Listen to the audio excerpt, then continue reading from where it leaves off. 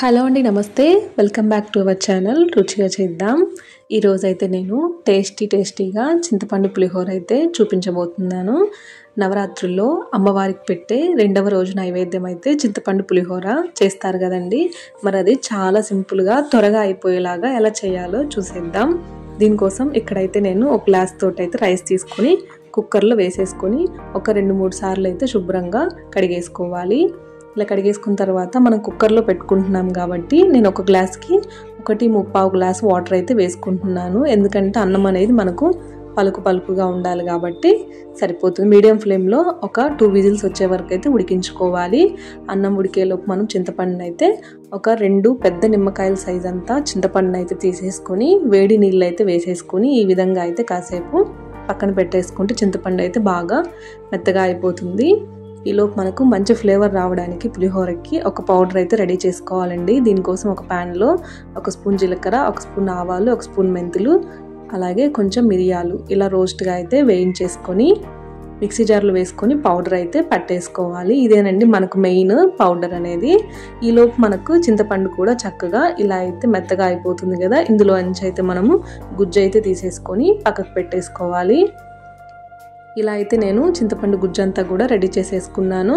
అలాగే పౌడర్ కూడా రెడీ చేసేసుకున్నాను. సో నెక్స్ట్ ప్రాసెస్ ఏంటో చూసేద్దాం. ఇప్పుడు ఈ చింతపండు గుజ్జునైతే మనము గ్యాస్ మీద పెట్టేసి ఇందులో రుచికి సరిపడా సాల్ట్, అలాగే కొంచెం ఆయిల్, కొంచెం పసుపు, కొంచెం కరివేపాకు ఇవన్నీ కూడా వేసేసుకొని మనం గ్యాస్ అయితే వెలిగించేసుకొని చింతపండు గుజ్జును అయితే బాగా మరిగించుకోవాలండి. ఇందులో ఉన్న వాటర్ కంటెంట్ అంతా కూడా వెళ్ళిపోయి మనకైతే గుజ్జు అనేది చిక్కగా పడాలి. ఈలోపు మనకు రైస్ అయితే బాగా కుక్ అయిపోయి ప్రెషర్ అంతా వెళ్ళిపోయాక మనం ఒక బేషన్లోకి అయితే తీసేసుకోవాలి. అప్పుడు మనకు అన్నం అనేది పొడిగా బాగుంటుంది. ఇలా నేను బేషన్లోకి వేసేసుకొని కాసేపు మనము ఇలా పక్కకు పెట్టేస్తే రైస్ అంతా కూడా బాగా చక్కగా మనకు ఆరిపోతుంది. అప్పుడే పులిహోర బాగుంటుంది.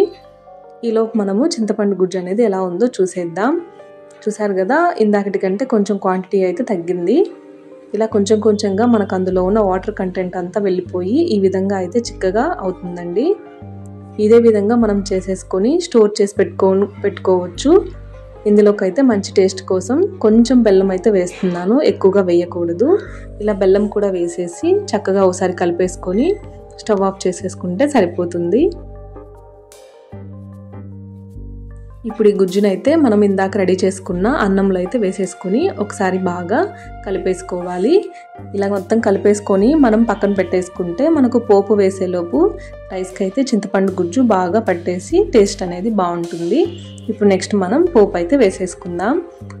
నేను ఇందాక చింతపండు గుజ్జు ఉడికించిన బాండీలోనే ఆయిల్ అయితే వేసేసుకొని ఇలా అయితే ఆయిల్ హీట్ అయ్యాక పల్లీలు అయితే వేసుకుంటున్నాను. నేను కొంచెం ఎక్కువగానే పల్లీలు అనేది వేసేసుకుంటున్నానండి. నెక్స్ట్ ఇక్కడైతే కొంచెం శనగపప్పు, కొంచెం మినప్పప్పు, అలాగే కొంచెం ఆవాలు వేసేసుకొని అందులో చీలికలు కట్ చేసుకున్న పచ్చిమిర్చి, ఒక 4 ఎండుమిర్చి వేసేసుకొని వేయించుకోవాలి. మంచి ఫ్లేవర్ కోసం కరివేపాకు అయితే వేసుకోవాలండి. ఇవన్నీ బాగా వేగిన తర్వాత ఇందులో కొంచెం ఇంగువ వేసేసి బాగా కలిపేసుకోవాలి. ఇలా మొత్తం మనకి బాగా వేగిన తర్వాత మనం అన్నంలో కలిపి పెట్టుకున్నాం కదా చింతపండు గుజ్జు, అందులో అయితే వేసేసుకొని మొత్తాన్ని బాగా కలిపేసుకుంటే మనకు చింతపండు పులిహోర అయితే రెడీ అయిపోతుంది. ఇప్పుడు నార్మల్గా మనకు పులిహోర అయితే రెడీ అయిపోయింది కదా. దీనికి ఎక్స్ట్రా టేస్ట్ రావడానికి మనం ఫస్ట్ ముందు గ్రైండ్ చేసి పెట్టుకున్న పౌడర్ అయితే ఉంటుంది కదా, అది కూడా చక్కగా వేసేసుకొని సరిపడినంత సాల్ట్ వేసేసుకొని కలిపేసుకుంటే పులిహోర రెడీ అయిపోతుంది. ఇందులో మీకు పులుపు కనుక సరిపోలేదు అనిపిస్తే కొంచెం నిమ్మరసం పిండుకోండి, కరెక్ట్గా సరిపోతుంది. మీరు ఒకసారి ట్రై చేసి ఎలా ఉందో కామెంట్ చేయండి.